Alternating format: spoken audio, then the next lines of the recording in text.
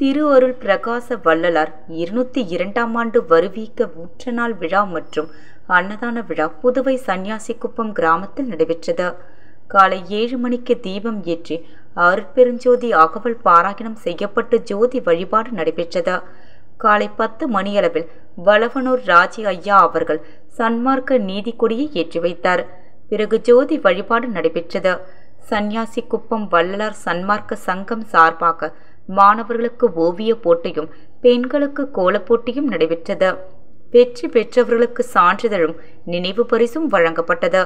சிறப்பு விருந்தினர்களாக பிரைட் நிறுவனத்தின் மூத்த மேலாளர் திரு மகேஸ்வரன் அவர்களும் டாக்டர் சக்திதரன் அவர்களும் கலந்து கொண்டனர். மகேஸ்வரன் அவர்கள் சிறப்புரையாற்றினார். மதியம் 1 மணி அளவில் அன்னதானம் நடைபெற்றது. விழாவின் ஏற்பாடுகளை சன்னியாசிக்குப்பம் சத்திய சன்மார்க்க சங்கத்தின் பொறுப்பாளர் திருக்குமரன் மற்றும் ஊர் பொதுமக்கள் செய்திருந்தனர்.